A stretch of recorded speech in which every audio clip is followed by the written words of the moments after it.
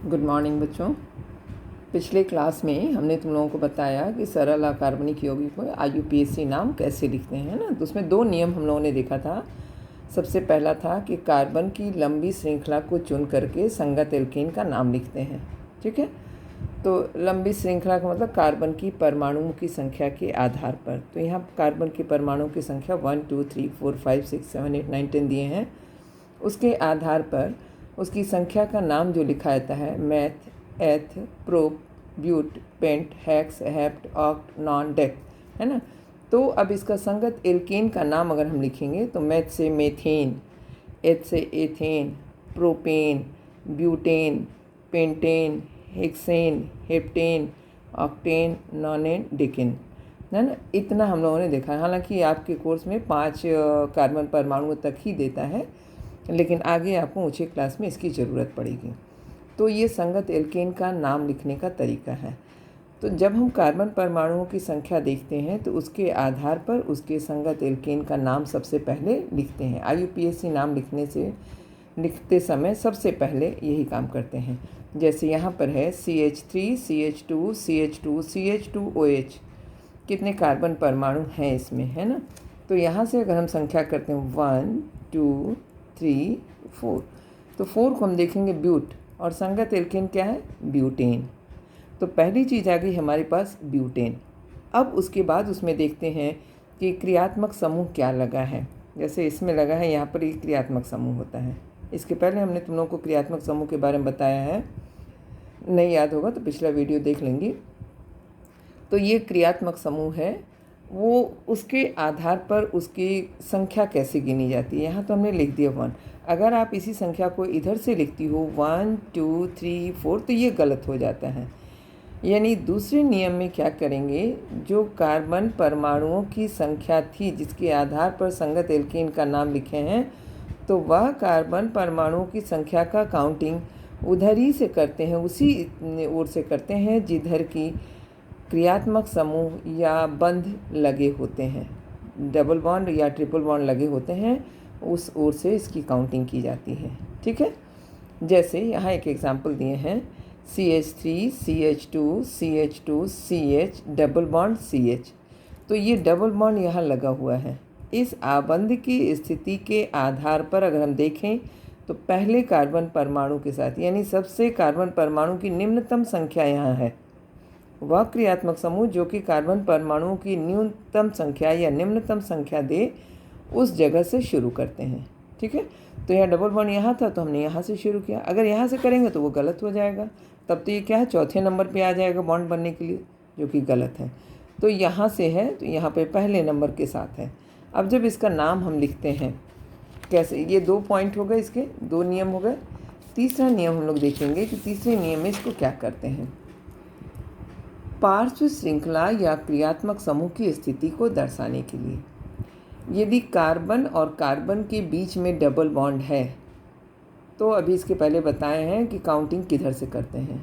तो उस समय क्या करते हैं, जो संगत एल्केन होता है, अगर डबल बॉन्ड लगा हुआ है उस कार्बनिक यौगिक में, तो उस आधार पर, उसकी संरचना के आधार पर उसमें एल्केन में से N हटा करके इन लगा देते हैं, यानी एल्कीन हो जाता है। एल्केन से क्या हो गया, एल्कीन। अगर डबल बॉन्ड है तो वह एल्कीन हो जाता है। जैसे एग्जाम्पल से समझ में आएगा, CH3 CH double bond CH2। ठीक है, कितने कार्बन परमाणु हैं, 1 2 3। तो क्या लिखेंगे इसको, पहले प्रोपेन। लेकिन अब जब डबल बॉन्ड है तो हम इसमें क्या करेंगे, एल्केन में से इन N हटा करके इन लगा देंगे, यानी प्रोपीन। बहुत लोग इसको लिखते हैं 1 प्रोपीन, जो कि उचित नहीं है, क्योंकि 1 की संख्या लिखी नहीं जाती है। 1 प्रोपीन न लिख करके केवल प्रोपीन लिखेंगे।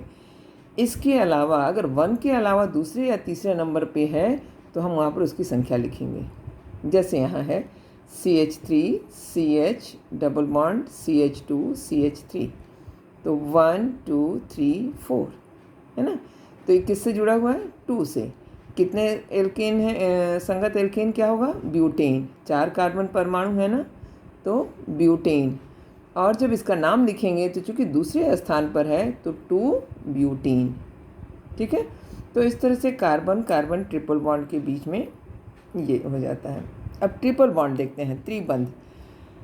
एल्केन के साथ अगर कहीं संगत एल्केन में से N हटा करके आइन लिख देते हैं, ट्रिपल बॉन्ड अगर लगा हुआ है तो यहाँ देखो एग्जाम्पल के लिए CH triple bond CH, carbon परमाणुओं की संख्या है 2, यानी एथ, संगत एल्केन एथेन, और नाम क्या हो जाएगा, IUPAC नाम हो जाएगा एथाइन, क्योंकि N हटा करके आइन लग जाता है, ट्रिपल बॉन्ड वाले में आइन लग जाता है तो हो जाएगा एथाइन।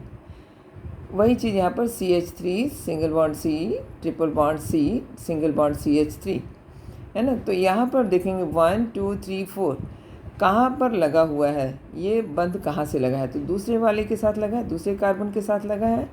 संगत एल्केन है ब्यूटेन, 4 कार्बन परमाणु होने से यह हो गया ब्यूटेन, और इस संगत एल्केन में से N हटा करके आइन लगा देते हैं, दूसरे स्थान पर है तो हम लिखेंगे 2 ब्यूटाइन। ठीक है, IUPAC नाम क्या हो जाएगा, 2 ब्यूटाइन।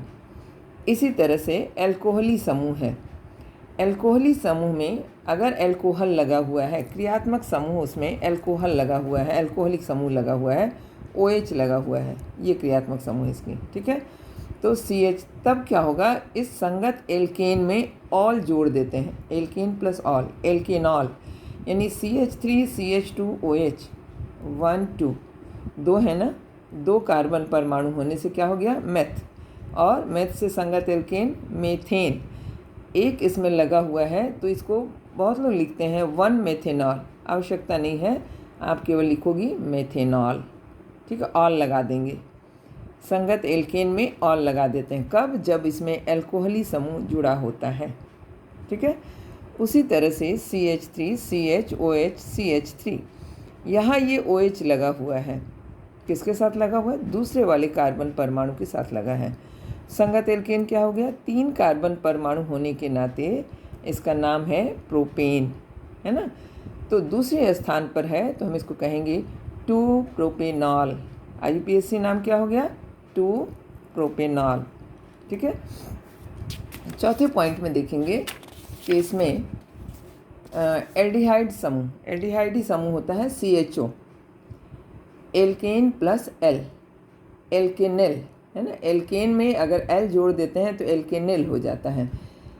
एल्डिहाइडिक समूह CHO अगर लगा हुआ है, जैसे CH3 CHO, कार्बन परमाणु कितने हो गए, 2, है ना, एथेन, तो क्या हो गया एथेनेल।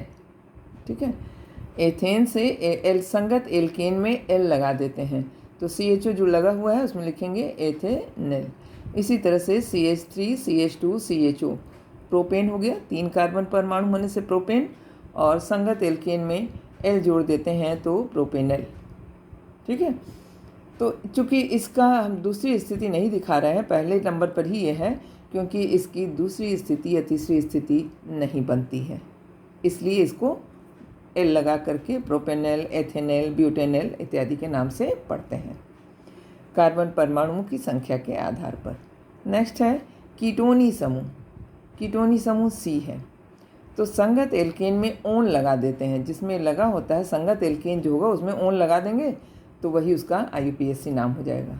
जैसे यहाँ पर है CH3 CO CH3, कार्बन परमाणु की संख्या 1 2 3, 3 कार्बन परमाणु इसमें दिखाई दे रहे हैं तो हम क्या कहेंगे, प्रोपेन, है ना।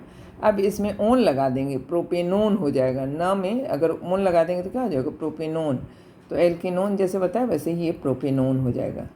अब यहाँ है CH3 CH2 CO CH2, है ना, और CH3, तो ये CO किस स्थिति में है, 1 2 3 4 5, तीसरे कार्बन परमाणु के साथ जुड़ा हुआ है, 5 इसमें कार्बन परमाणु हैं, जिसके आधार पर इसको हम पेंटेन पढ़ते हैं, और पेंटेन के साथ साथ तीसरे नंबर पे है तो हम कहेंगे 3 पेंटेनोन, जिस नंबर पे होता है वो उसकी स्थिति को दर्शाता है, 3 पेंटेनोन इसको लिखेंगे। ठीक है, इसी तरह से कार्बोक्सिल समूह है COOH, एल्केन प्लस ओइक अम्ल, COH जहाँ लगा होता है हम लोग पढ़ते हैं एल्केन प्लस ओइक अम्ल, एल्केनोइक अम्ल। ठीक है, जैसे CH3COOH कार्बन परमाणु 2 हैं, 2 कार्बन परमाणु होने से संगत एल्केन हो जाएगा एथेन, और संगत एल्केन में ओइक अम्ल जोड़ देते हैं यानी एथेनोइक अम्ल। इसका IUPAC नाम हो जाएगा एथेनोइक अम्ल। इसी तरह से CH3CH2CH2COH 1 2 3 4 4 कार्बन परमाणु होने से यह हो गया ब्यूटेन, और इसका संगत एल्केन में अगर ओइक अम्ल जोड़ देते हैं तो ब्यूटेनोइक अम्ल हो जाता है। ठीक है, इसका IUPAC नाम हो जाता है ब्यूटेनोइक अम्ल। फिर है नेक्स्ट अम्ल हैलाइड या एसिल हैलाइड। ठीक है, अम्ल हैलाइड या एसिल हैलाइड। इसमें होता क्या है, हैलाइड शब्द जो है ये हैलोजन से है। हैलाइड जो होता है हैलोजन, हैलाइड एक परमाणु को कहते हैं, हैलोजन के एक परमाणु को हैलाइड्स कहते हैं। इसके हैलोजन्स जो होते हैं जैसे क्लोरीन, ब्रोमीन, आयोडीन, ये सब क्या हैं, हैलोजन्स हैं। तो इनके परमाणु जब COOH R जो है ये एल्किल समूह को दर्शाता है, जैसे CH3COH, CH3C2CH2COH है ना, तो यह जो होता है एल्किल समूह को दर्शाता है। एक एल्केन का CH3 है, ये एल्केन का CH4 का अगर एक हाइड्रोजन परमाणु COH से रिप्लेस होता है तो एल्किल समूह बनता है। ठीक है, तो ये एल्किल CH3COH। चूँकि यहाँ पर यह जब एल्किल ये हाइड्रोजन OH जो है हाइड्रोक्सिल समूह जो ये रिप्लेस होता है एक हैलाइड समूह से, तो अम्ल हैलाइड बनता है। यानी एल्किल है और ये CO है और ये X, यानी ये वाली चीज़ जो है COH का, ये चीज़ जो है ये हैलोजन के एक परमाणु से, जैसे क्लोरीन से, क्लोराइड से, ब्रोमाइड से, आयोडाइड से चेंज हो जाता है, यानी रिप्लेस हो जाता है, तो उसको पढ़ते हैं हम अम्ल हैलाइड। जैसे एग्जाम्पल से देखोगे समझ में आ जाएगा। CH3CH2COCl क्या हो गया, CH3 क्या है, एल्किल समूह है, R क्या है, एल्किल समूह को दर्शाने के लिए है। CO, अब ये जो है Cl है, यहाँ BR भी हो सकता है, I भी हो सकता है ना, हैलाइड का कुछ भी हो सकता है। तो यहाँ अगर हम Cl लिख देते हैं तो इसको पढ़ेंगे, कितने कार्बन परमाणु हो गए, 1 2 3 1 2 3 है ना। प्रोपेन, तो इसको हम लोग पढ़ेंगे प्रोपेनॉइक अम्ल है ना, वह अम्ल हो जाएगा प्रोपेनॉइक अम्ल। और इस प्रोपेनॉइक अम्ल का अगर हम IUPAC नाम लिखते हैं तो इसमें जो क्लोराइड लगा हुआ है प्रोपेनॉइल क्लोराइड लिख देते हैं इसको। ठीक है, इसको पढ़ेंगे प्रोपेनॉइल क्लोराइड, यानी ऑयल क्लोराइड, एल्केन में ऑयल क्लोराइड जुड़ जाता है, ऑयल हैलाइड जुड़ जाता है। ठीक है, जैसे प्रोपेन था तो ऑयल, प्रोपेनॉइल हो गया, और हैलाइड क्लोराइड, ऑयल हैलाइड। ठीक है, उसी तरह से CH3COBr ये एथेन है, इसमें कार्बन परमाणु की संख्या है 2 1 2, तो एथेनॉइक अम्ल, इसको पढ़ेंगे एथेनॉइक अम्ल।